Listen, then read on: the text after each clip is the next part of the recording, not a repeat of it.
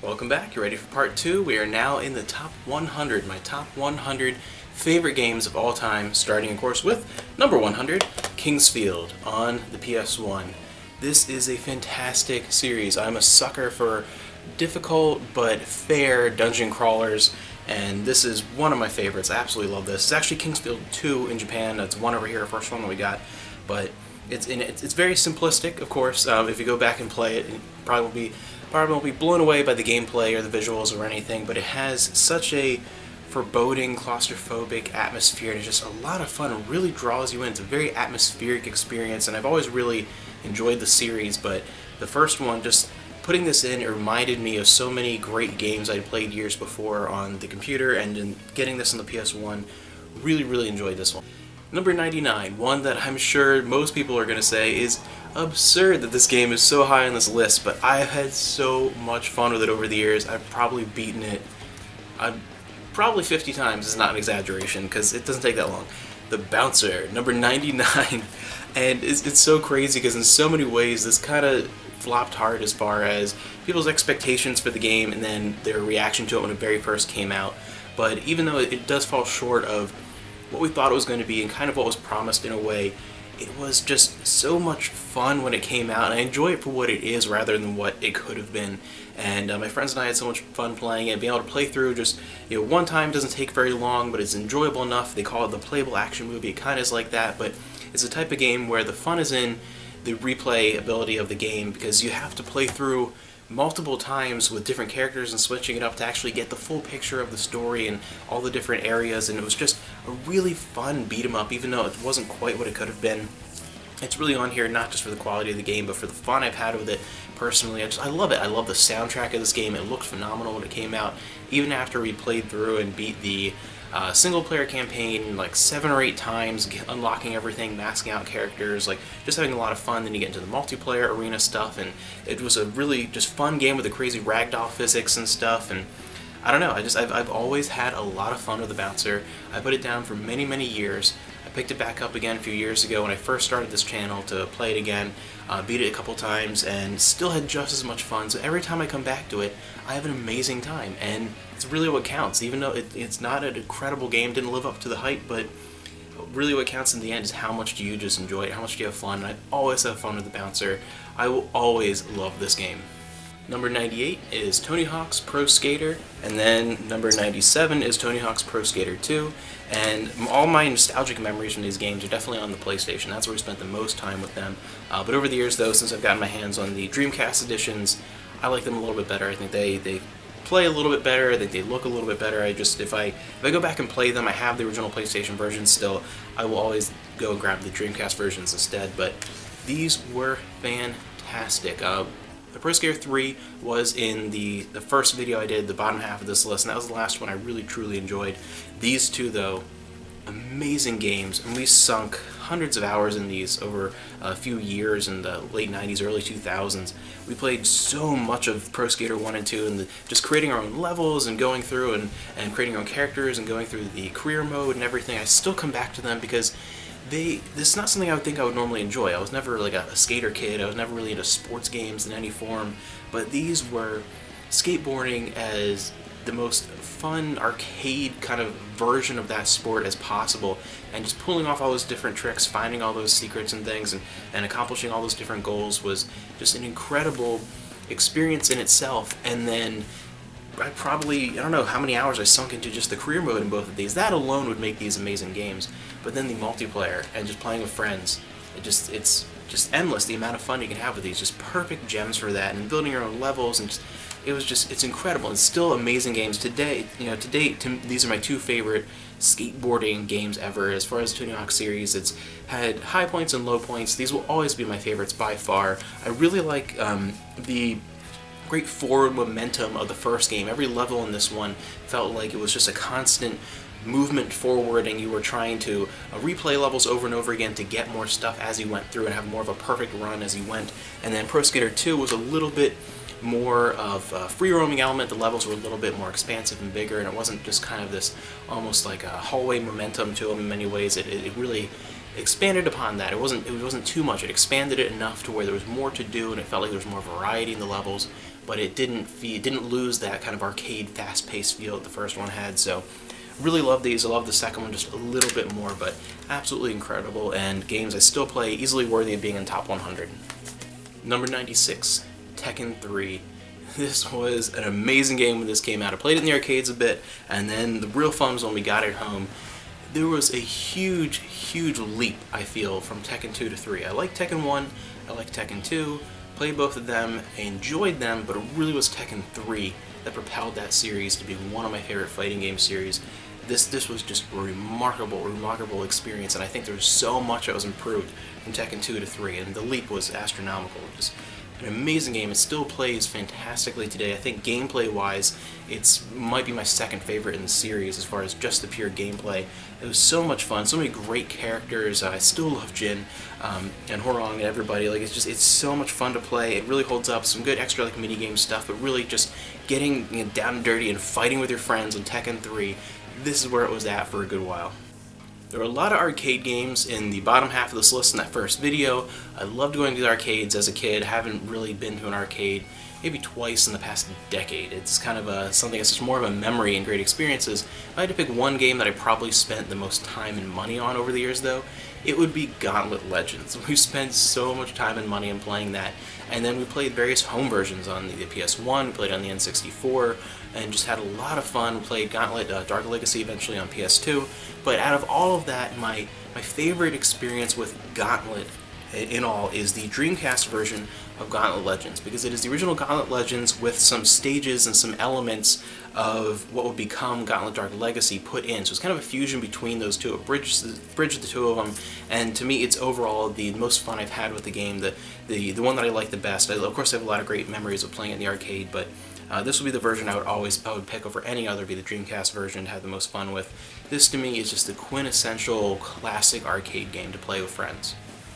Number 94, the unbelievable fast-paced rocking action of Unreal Tournament on the Dreamcast.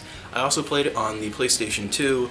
This is easily my preferred version, I think, just because I'm much better at it on the Dreamcast. I prefer the controller, and I just have a better time with it overall. But this is a blast to play with friends. I absolutely adore this game for its multiplayer.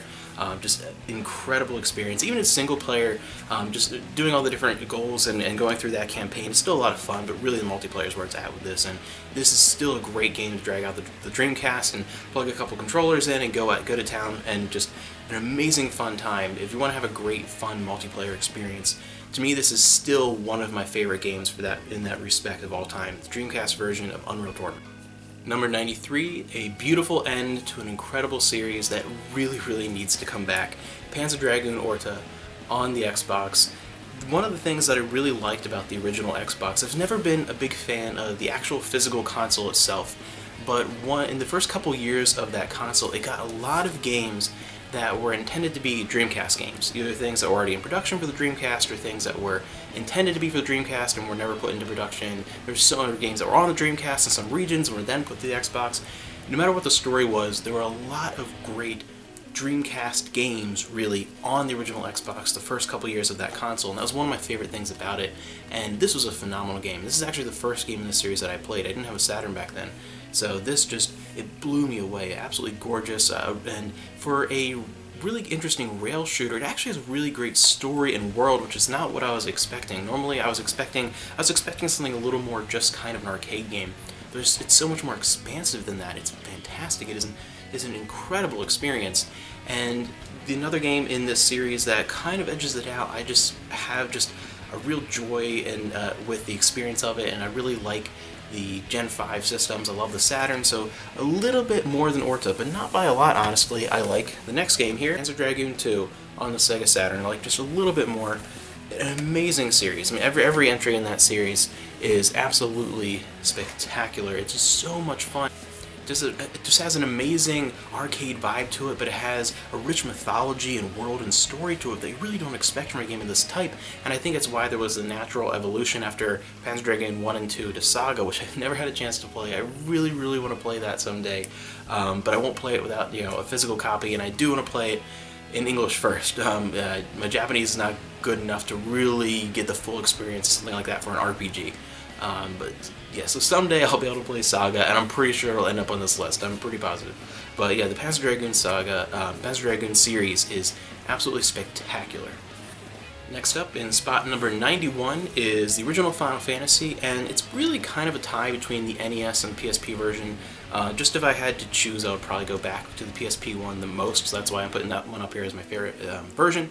The NES one, it's purely nostalgia. That was the first Final Fantasy I ever played. It was the first RPG I ever played on a console, and it was the first thing that really drew me away from the computer longer than just a couple hours of playing, something like Mario or something like that. It really drew me into the world and the style and the gameplay, and I never really played something quite like it.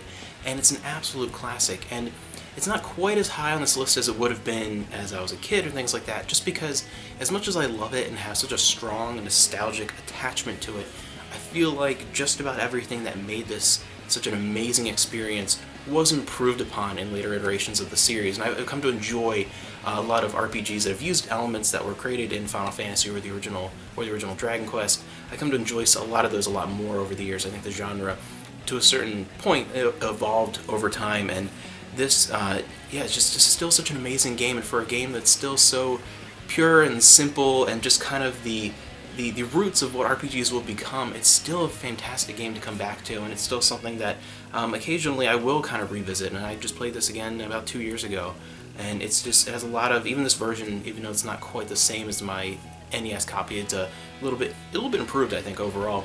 It still gives me that nostalgic feeling, and I just have a little more fun with this version. Next up, in spot number 90, the first review I ever did on this channel, Eternal Ring for the PlayStation 2. I really like Kingsfield. You saw the first Kingsfield is on this list, and this is a spin-off of the Kingsfield series that is kind of Kingsfield light in a way. It's pretty much Kingsfield, just with the magic ring implements in there, and it feels a little bit easier than those. Overall, though, it is just it's a Kingsfield game in the way it feels and the way that it plays, and it's just, again, that beautiful atmosphere surpasses really what this game is at its core. When you really look at it, it feels very simple, somewhat bare bones dungeon crawling RPG with some interesting elements, but it's just the look and the feel of it, the design and the atmosphere of it is just absolutely remarkable. I love this, and again, this is one of those games that I got when I rented a PlayStation 2 and a huge stack of games in May of 2001. The system hadn't been out that long in North America, and that was my favorite gaming memory ever. One of those games, every one of those games that I played during that time period is on this list somewhere, because I played so much of those, and I bought them all and played the heck out of them those first couple of years. I just have such a nostalgic love for this game, and I still find it very enjoyable. I think it's actually still a very underrated early RPG for the PlayStation 2, and one you should check out. Although the series did improve a bit. And before the Kingsfield series spun off to things like Demon Souls and Dark Souls eventually, we did get one last Kingsfield game, and to me it's the best in the entire series. The phenomenal Kingsfield, the Ancient City, Kingsfield 4.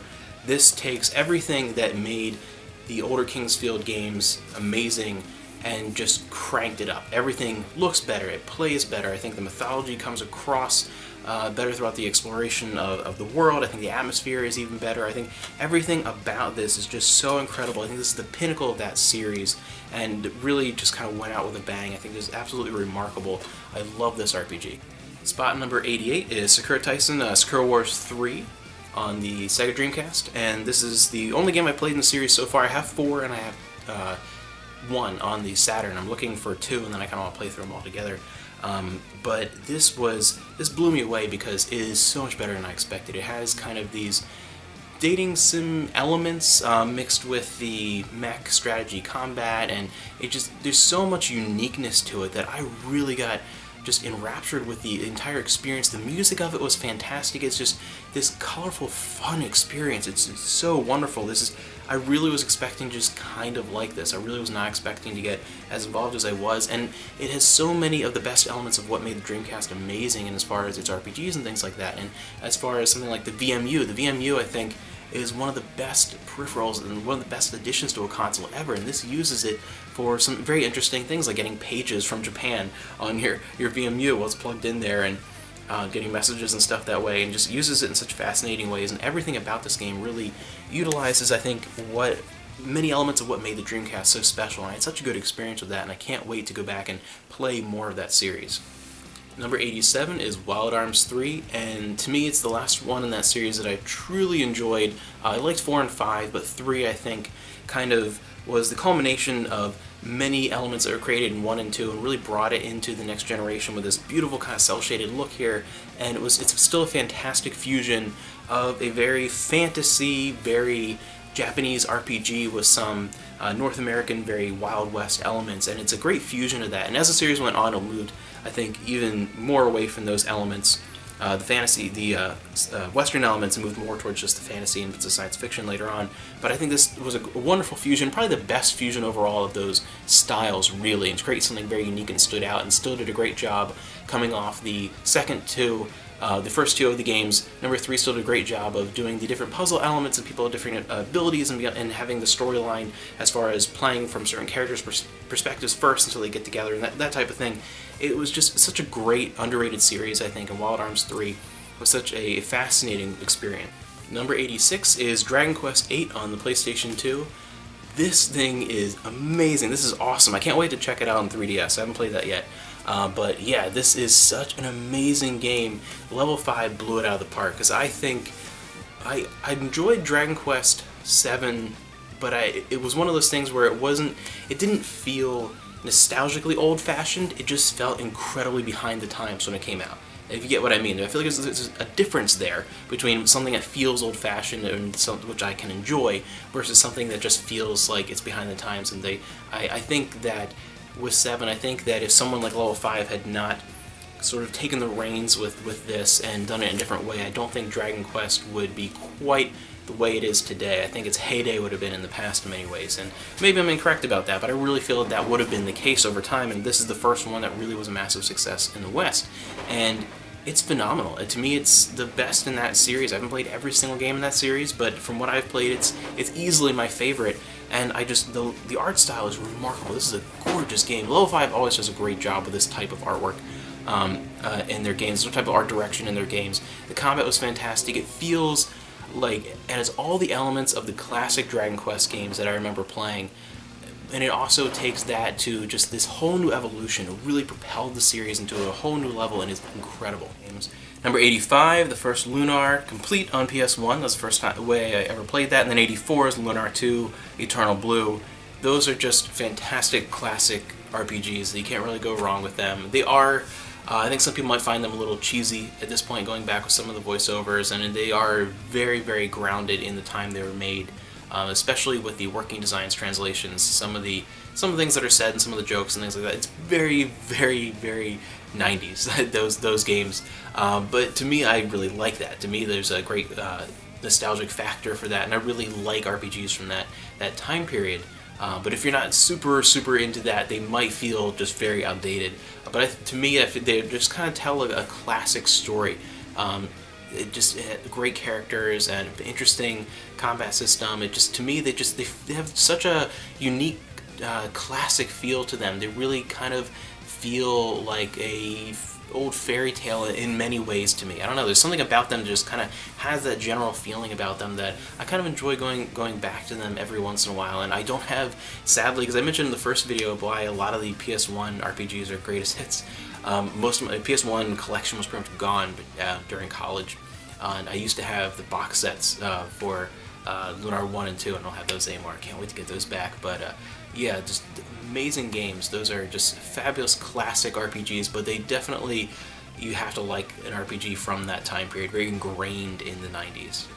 Number 83, a long time ago I did a video talking about my favorite video game openings and how I felt that the artistry of the video game intro has kind of been lost, and it's kind of something that's more the 90s and the early 2000s, particularly amongst RPGs, and very much heavily in the 90s, the early days of the novelty of the CD technology. And a game that was on there that is also very high on this list for favorites overall is the first Wild Arms. This was one of the earliest PlayStation 1 RPGs, and it might have been, I think, the second maybe in the West that came out for the system. One of the first ones that I ever played, and a fantastic game. It's something very different, and I think that, like Wild Arms 3, a few slots back here, really did a great job of mixing up the very JRPG fantasy elements with something a little bit different, with a little bit of the American Wild West aesthetic added into it, and it made for a very interesting experience, and I loved playing through the picking different perspectives and going back and forth between different characters and certain points in the story, and sometimes even doing that to solve puzzles. And I think a lot of the puzzle elements in the dungeons were one of the things that really stood out in this first one for me. Overall, just a fantastic early RPG for the original PlayStation, one that I think really still holds up, and one that I can go back to every once in a while, and the start of one of my favorite RPG series from that era. Really, really enjoy the Wild Arms games. Number 82 on this list. This is one that I think was very overlooked because it was graphically outdated by the time it came out. For me, I didn't really notice or care about that. I actually really like the way this looks. I like the visual aesthetic of this, but I think we were in the post-Final Fantasy VII RPG craze on the PlayStation at this point, and I think that it was kind of lost in the mix. We finally got so many released here in the West, genre that was underappreciated here before the Final Fantasy VII craze started, and I think it's kind of got lost in the mix in many ways, and didn't really stand out in advertisements and things like that. This, to me, is my favorite in the series because I think it took everything that was fantastic about the first Wild Arms and made it a little bit better. I enjoyed the puzzles a little bit more, I liked the characters a little bit more, the story just a little bit more. I think it was just a great sequel in that way, where a great sequel takes everything that you like about the first one and improves upon it a little bit, changes things just enough to make it its own thing, but doesn't change it too much that it's radically different. In many ways, this is just a slightly better game than the first Wild Arms. I like it a little bit more, and I think things changed a little bit with 3 and then definitely changed a lot with 4. So this overall is the best, in my opinion, my absolute personal favorite of the Wild Arms series. Really enjoy that one. Number 81, again, another one of those early PlayStation 2 games. A lot of the PlayStation 2 games that came out from launch to about the end of 2001, a lot of those games are on this list. I just loved that era. That's my favorite kind of launch window ever for games. A lot of creative stuff came out there, and I love the early games in that generation. This is one of my favorites, such an incredible, unique game, and I think that this is something that should be revisited, and there should be more games like this. It's such a fantastic adventure game, a lot of great puzzle elements, just something very different. It has a feels like an evolution, an attempt at making an evolution of the old point-and-click adventure games. It feels like those elements are toned down, and it's a little bit more of a free-roaming adventure. And I don't know, I really enjoy this game, and I still really like it. I still think it really holds up fantastically. This is also one of the first reviews I ever did on this channel. Not quite as up to the quality of later reviews, but I still think it gets across the idea of how much I like this game and why I love the puzzle elements of this and being able to travel. And it all takes place in this one small town, and be able to travel to different points in history in this small town, and these small visual changes that they did for each time period. I think it was done so masterfully. I think this is just a fantastic storytelling experience overall from start to finish, and one that you can replay multiple times and just get a great experience out of it. And it was bizarre that I couldn't believe when I walked into a store one day and found that it was put on the PSP. And there were a few differences, but very minor differences overall. I think this is probably the best version. If I had to pick for a first-time player which one to play, I actually think this is probably a little bit better than the PS2 version, some improvements, but at the same time, I enjoy the PS2 version more just for nostalgia, and I like playing on a console more than a handheld. But yeah, it was amazing because I don't think it sold particularly well, Shadows of Destiny, which was called, I think, Shadows of Memories, I think, in Europe, if you're watching me overseas. I think it was called Shadows of Memories. But yeah, this is still a great translation. I was surprised to see that it actually got that treatment, and I don't think this sold very well either, which is sad, because I think that was sort of a second chance at life for that, and maybe get a sequel. There hasn't really been anything quite in the same style as that, quite with the same atmosphere. It's still, I think, a fairly unique experience and a heck of a lot of fun. Number 80, Persona 2 Innocent Sin on the PSP. We did not get this on the PS1 over here, so this is my first experience with it. And the original Persona was on the first video here, much lower. I think that this was an incredible improvement between the two. I had just kind of an okay experience with the first Persona on PS1, a better experience on the PSP, much better. This blows it away, though. This is incredible. This was such a fantastic game. And there's one game, though, that I like just a little bit more, barely edges it out, and I think it's more because I played it first. Well, in the next slot here, we have Persona 2 Eternal Punishment, because this we actually did get, and this is kind of part 2 to this.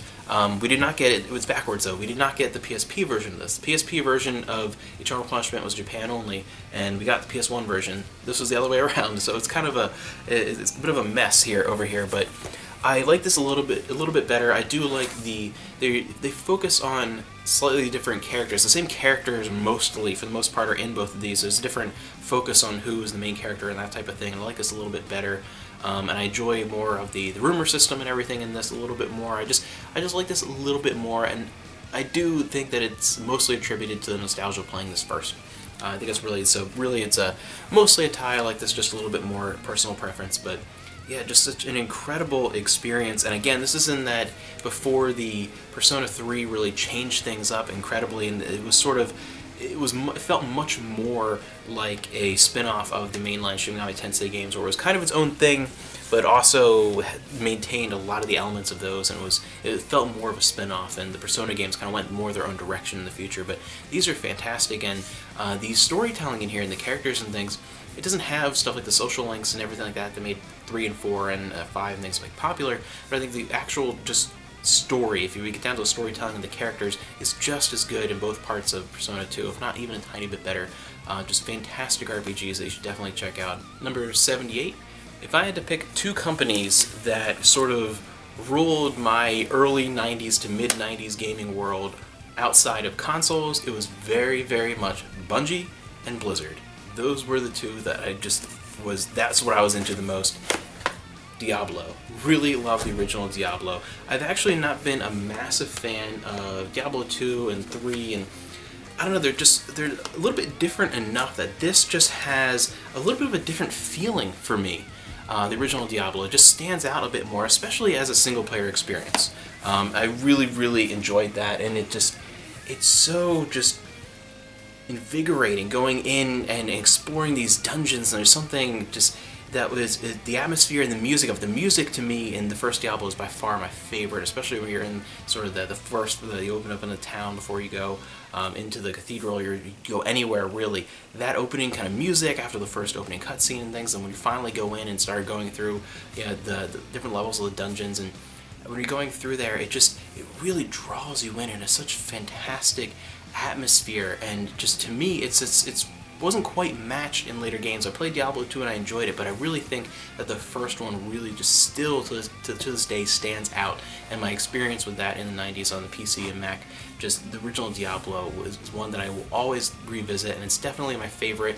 And I think the term, like Diablo-esque, or like games that have a Diablo style, that really, when a game has that, whether it's true or not and whether it's overused or not, when a game, or something like Metroidvania, Castlevania, Metroid, when a game like that, the mere mention of the name of the game just invokes a certain sense of style. When someone says just the name of that game, you kind of like, oh, it's Diablo-esque, it's kind of like Diablo, and you just get a picture in your mind. When a game has that power, you know that it has lasting appeal, and you know it's fantastic, and you know that it's just a truly wonderful experience. And the original Diablo, to me, really, really earned that.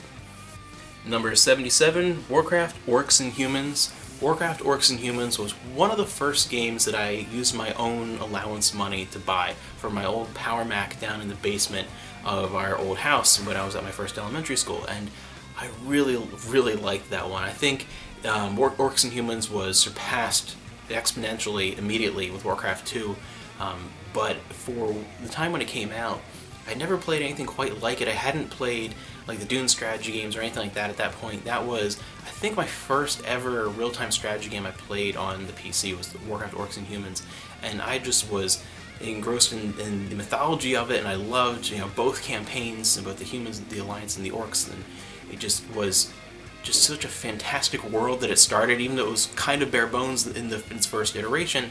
And just I really, really enjoyed it and couldn't wait when Warcraft 2 came out. My experience with Warcraft Orcs and Humans made me over the moon excited when I saw that was coming out, just because I had so much fun with it, and it really opened the door to a whole genre that became by far my favorite genre to play on the PC. And speaking of that genre, we have Myth 3: The Wolf Age at number 76, and this was kind of a casualty of the Bungie move being owned by Microsoft, and I talked about that with Halo in the first video, how I really, really loved Bungie, and the first Halo was kind of the last Bungie game I liked, though. I like pre-Halo Bungie. I don't like, I like Marathon and the Myth series and things like that, and the Oni and things like that. But this was, after they left, Mumbo Jumbo picked up the Myth series and created a third game. It's actually a prequel, The Wolf Age, and they actually did a very admirable job. Overall, I think it was rushed. I think the general consensus is that it was a product that was kind of pushed out the door too quickly, and it had a potential to be so much more, and potential to really continue the legacy of those first two games, and it didn't quite do it, but even in saying that, it was still a phenomenal game. Not being quite as good as Myth 1 and 2 is still an amazing game. Like, it's still a compliment to be compared to them, to be close to as good as them.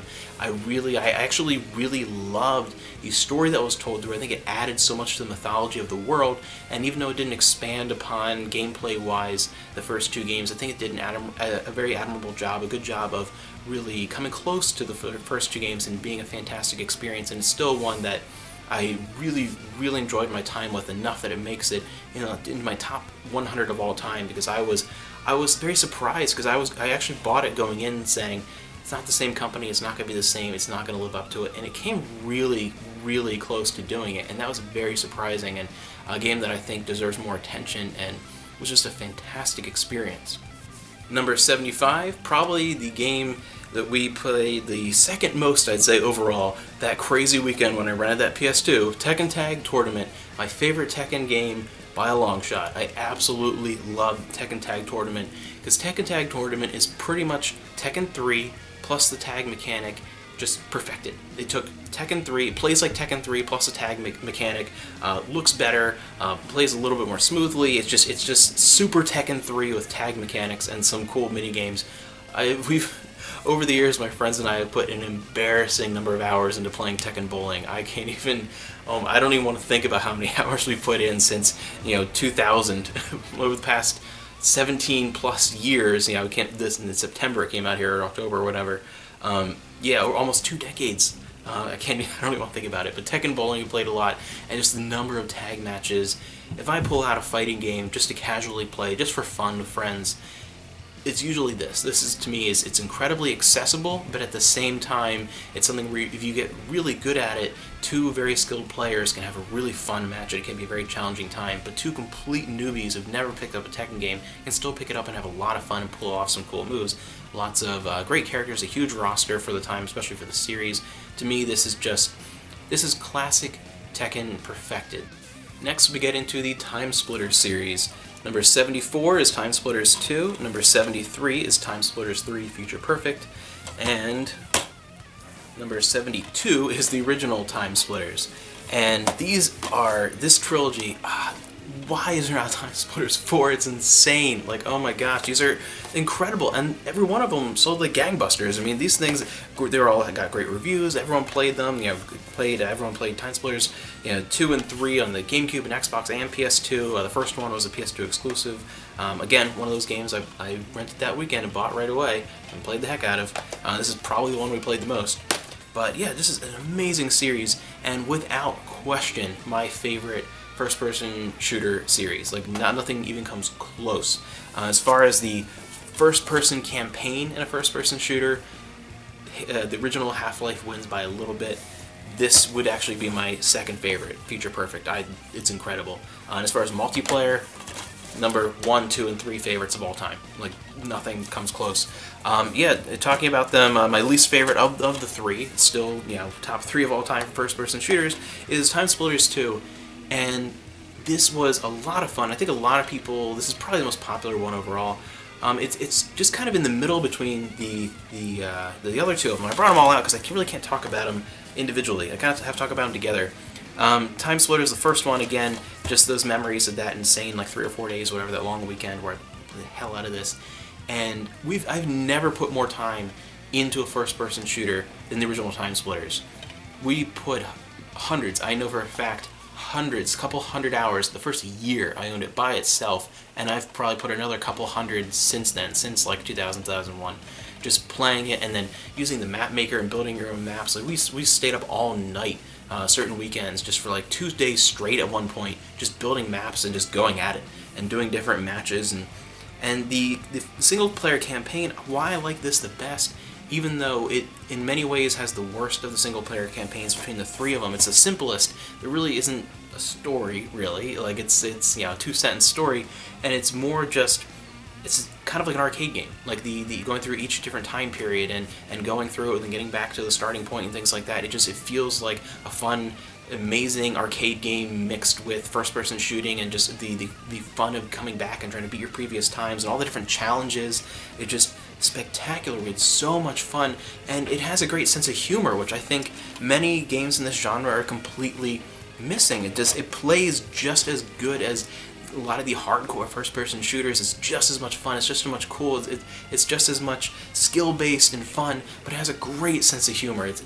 Some moments are hilarious, and I think that improved with each game. That element, the humor element, improved, and one thing that definitely improved with each game is the single-player campaign got expanded upon with every game, was more complex with every game, and had more of a story with every game. And for the single-player campaign, the third one, without question, is the best. I like the first one just because I really have so many memories with it, and I enjoy the appeal of just the very quick stages, the very arcadey form. But this is definitely by far the best single-player campaign. They did so much in Future Perfect. It's remarkable how good the single-player campaign is, and the amount of content in the third one, Future Perfect, the number of different levels too that you can unlock of different challenges in here it's insane. You can put so much time in here. So there's more, and the single player is much better.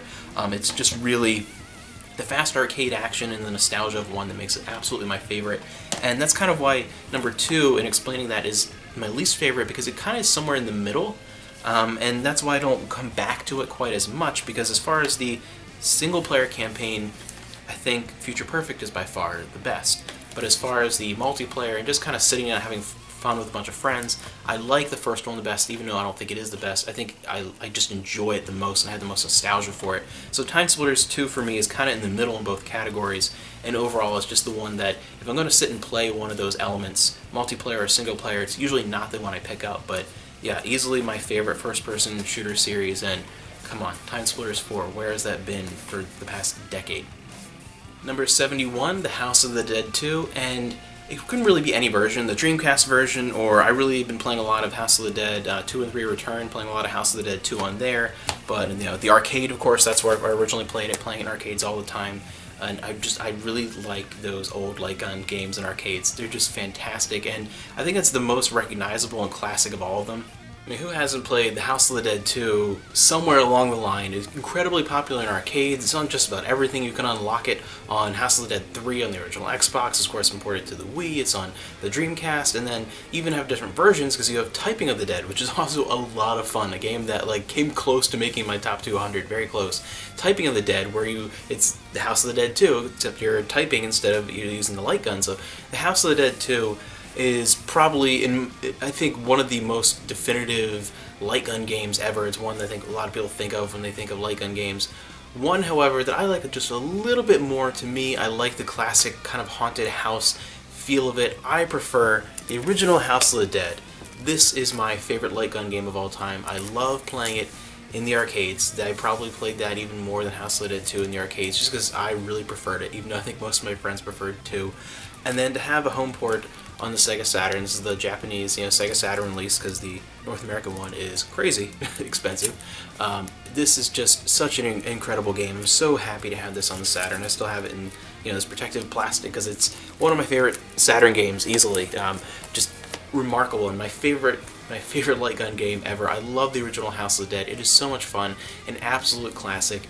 If I lived in a massive house and was super rich, that's the first arcade machine I would buy, would be the original House of the Dead. Number 69, Super Mario Brothers. One of the first games I ever played on a console. I played the heck out of this with my little sister, and later on, after my brother was born, and he played a bunch of it, and the old NES was a staple in our house for a long period of time. Even after I moved on to other systems, I would still occasionally bring out the Mario games on the NES and play them through, because this is just an all-time classic. Absolutely love it, and not many NES games made it to the top 200. While I like many of them, it's more of, I've liked a lot of games a little bit more in future generations of consoles, but a couple of them just have not been surpassed because they're so fantastic, and this is one of them. The original Mario Brothers, and this version in particular, Mario Brothers Duck Hunt, I loved that, and using the light gun and things like that, but Mario Brothers, not Duck Hunt, is the one here. But one step above it, Wearing this shirt for a reason. My favorite Mario game ever. We own Odyssey. I haven't played it yet. My wife is playing it, so there's a chance that could happen. You could beat it. Kind of doubt it. But Super Mario Bros. 3 on the NES, my favorite Mario game. Easily my favorite NES game overall. This is just a fantastic classic, and to me, I don't think it's been surpassed as far as a Mario game. I played, Mario 64. I played, lots of different Mario games over the years. 64 would probably be the one that would be my favorite after 1 and 3. But yeah, 3 just to me, I just absolutely love it. It's perfect classic Mario. It took everything that the first game had and just perfected it. Mario Bros. 2, our version in the US of Mario Bros. 2, I liked it, but it didn't quite live up to these in my opinion. I very rarely played that when I brought it out. I played 1 or I played 3. This, to me, I have the fondest memories of for the NES, playing this, put more hours on this on the NES than anything else, and I absolutely love this game. This is one I do want to get. We used to have it, had it complete in box as a kid, and I would like to re-get that one again. There are very few NES games I want to get complete, but this is the one I want complete the most, is I really want a box copy of Super Mario Bros. 3. I really, really adore this game. I have 2 of these shirts for a reason. That's why you see me wear it so often probably on the channel. Just ends up in the shirt rotation, I guess, in my drawer more often because there's 2 of them. But yeah, this is just such a spectacular game and an absolute classic.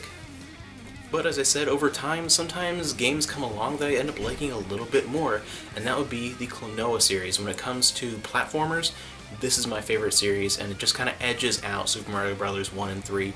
And my least favorite of that series, of what I've played, I've not played the Game Boy Advance games, I've never got my hands on those, but Klonoa 2, an amazing sequel, and it's so sad this series has just never been able to catch on. It's never been able to sell very well, and I really think Klonoa 2 was a missed opportunity. I think a lot of people missed out on that. It's such a fantastic, fantastic sequel.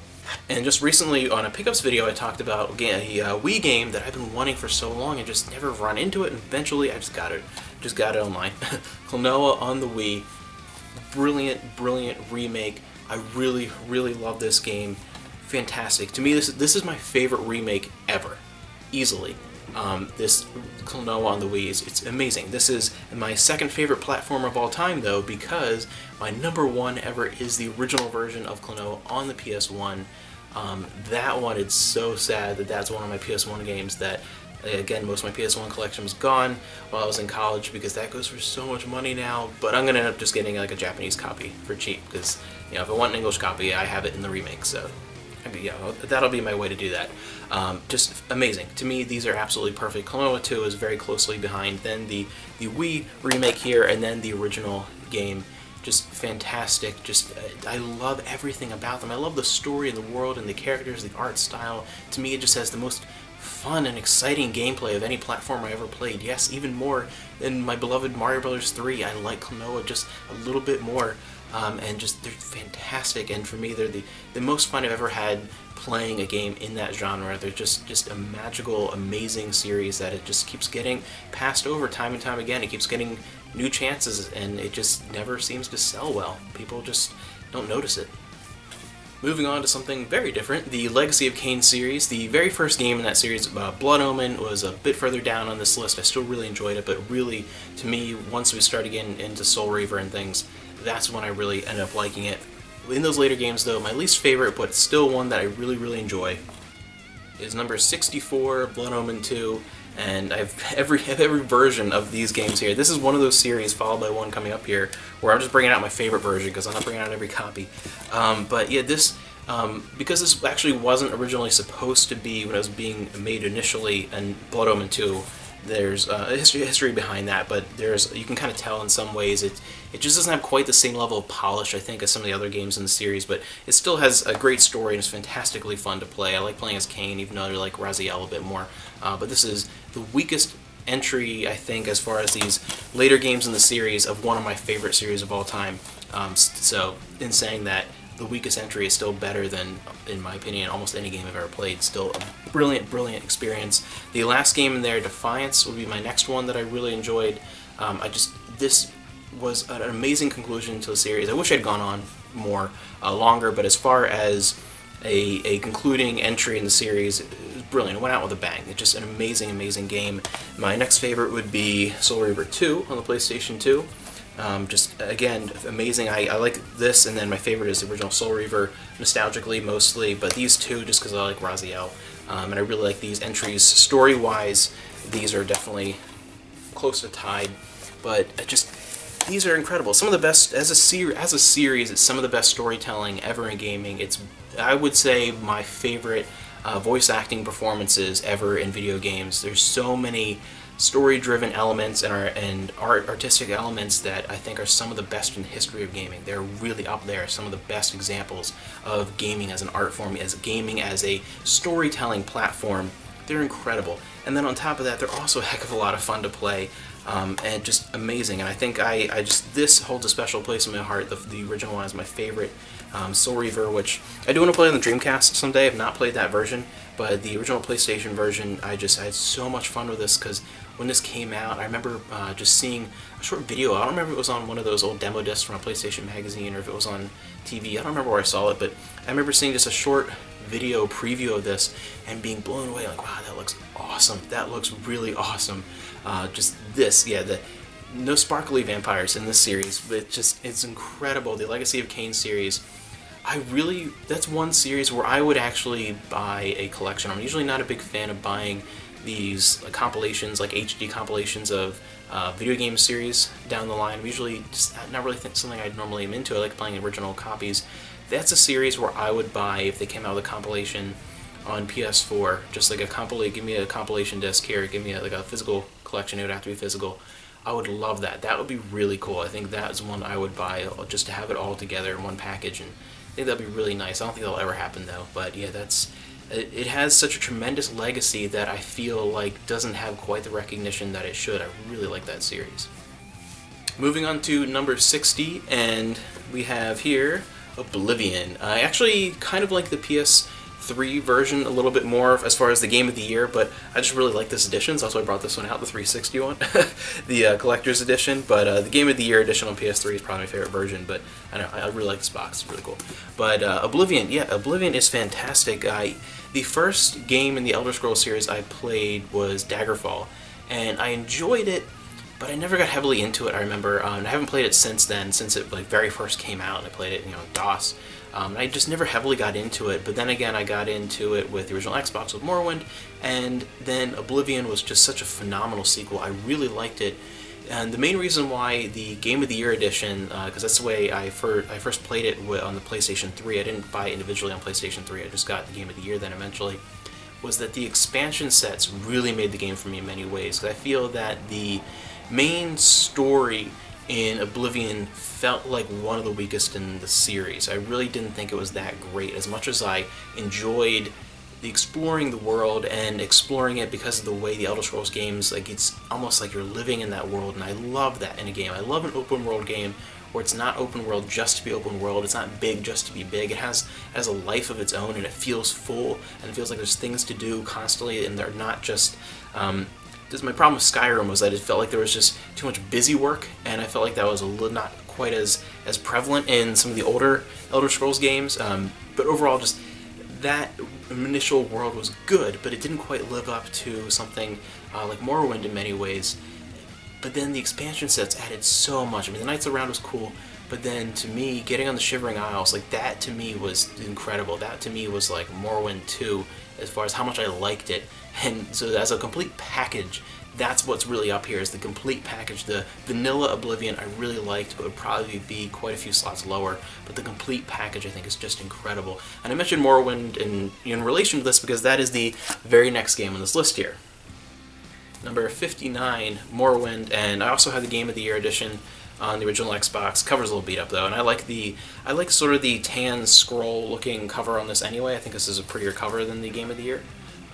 But yeah, this to me is the pinnacle of that series. Again, I've never been a massive fan of Skyrim. Maybe I'll play it again someday since I really, really like the Switch. Maybe I'll try it on that. But I don't think it'll live up in many ways to Morrowind, because this to me felt more like a fantasy world. It felt like more like a world beyond our own. It felt more foreign. It felt more alien. It felt more fantastical to me. It felt more just like you were really living in a world to me, more than the later games. I know there's something about Morrowind that's always drawn me in, and I like the score better. as far as like the music. And that's such an important element in the Elder Scrolls games, and any game that you're going to spend hundreds of hours in, and frequently many of those hours are just kind of traveling. Music plays such an important role because it's such a huge element of that experience, and I like Morrowind the best as far as that. I like everything about the world so much more, and the storytelling and the mythology of that in that game.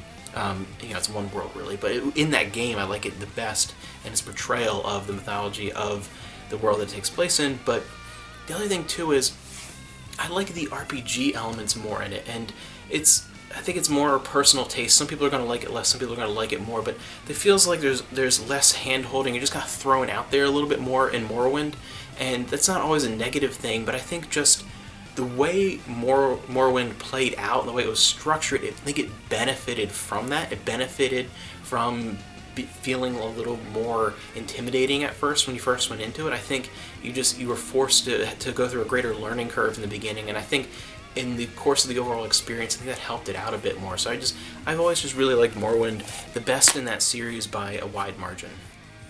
Number 58 is Tomb Raider Chronicles on the PS1. I love Tomb Raider. I have a huge collection of Tomb Raider games on just about every platform, PC, PS1, Dreamcast, every Xbox, the GameCube, whatever, the Wii. I have a huge collection of Tomb Raider games because I really, really love this series.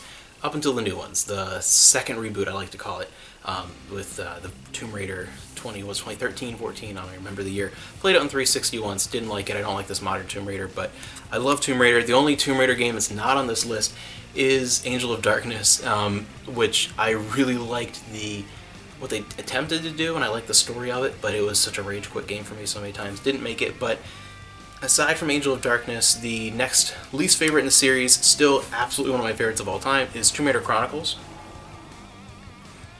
And this one ranks a little bit lower than some of the other classic Tomb Raider games, only because this is the one where I truly felt like it was running out of steam. Like, they were pushing out sequels too quickly and using too much of an old engine and things like that, and it wasn't improving over time, and they didn't have a chance. I don't think it's really the fault of the original developers. I really like the original team, really like how the Tomb Raider series progressed up to this point, and I feel like at that point it needed a hiatus. It needed like 3 or 4 years off, I think, at that point, after like Revelations. I think it just needed to take a break and reinvent itself, and it didn't really get a chance to do that, and then Angel of Darkness came out, and then we know what happened after that. So I think this is still a very fun game. It still has a lot of classic Tomb Raider elements, but I feel like it's just, the series is getting tired at this point, so I still really like it, but it's not one that I go back and replay quite as often as some of the others.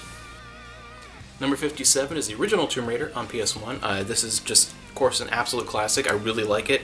I just don't like it quite as much as some later ones, only in that I find this to be the hardest one for me to come back to. There's just something about it that just feels I love the controls of classic Tomb Raider just because I got used to playing Lara Croft in that way, but the improvements they made starting with 2 and things like that compared to 1, it really just adds so much more to it. And 1, I really enjoy 1, but I don't come back to it quite as much. The only version of 1 that I really need to get my hands on though is I have not played the Saturn version. I'm really curious to see how that plays out.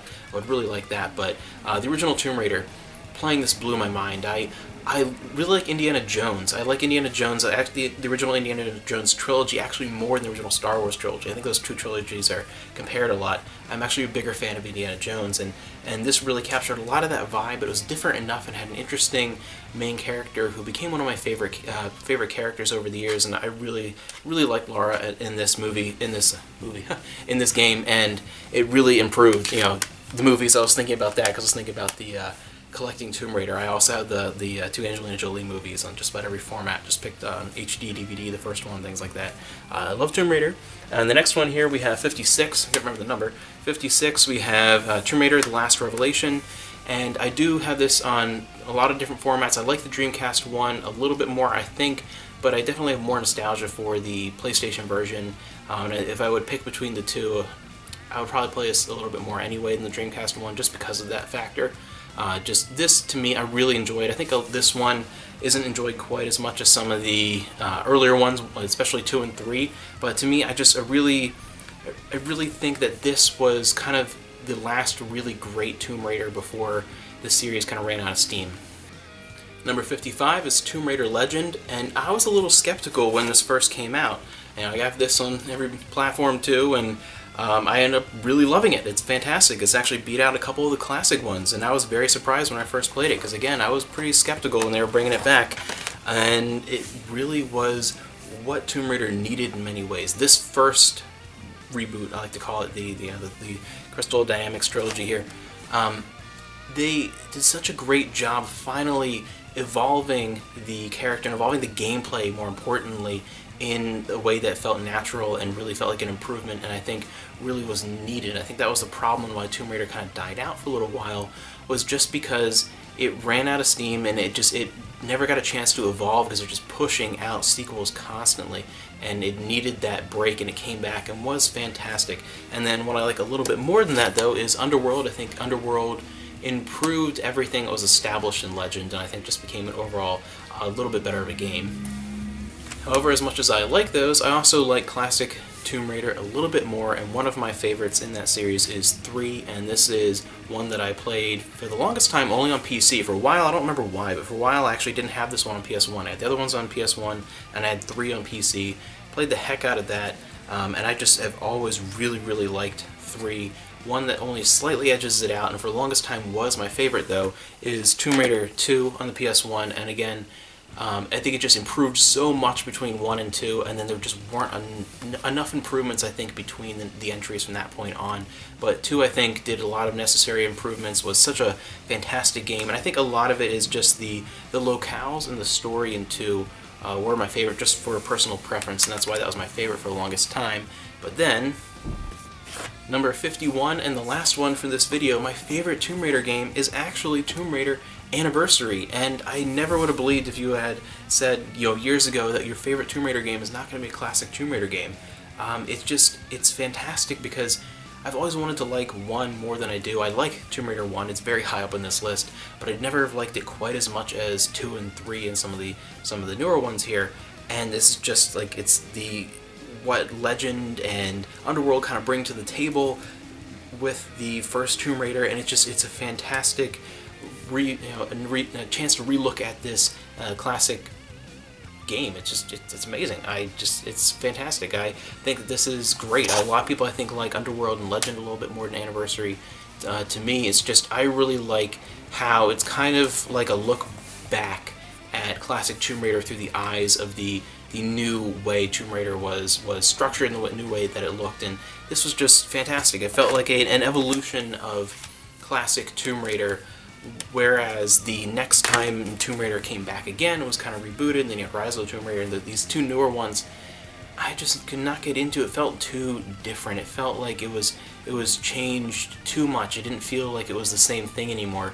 And my thing is, it's a financial decision. Name power really sells a lot of copies, but in many ways, change can be good, and an evolution can be good for a series, but if it changes so much that it doesn't really feel like the same thing anymore, it should be its own thing. It should own that change and be its own thing, and I think it would be better in my mind in that way. I played through, on the 360, the more recent ones, and I just wasn't a big fan of it. Probably wouldn't play them again, but classic Tomb Raider I absolutely love, and I love collecting for that series. I'll see you in the next video as we go into my top 50 favorite games of all time. Here's where it gets really exciting.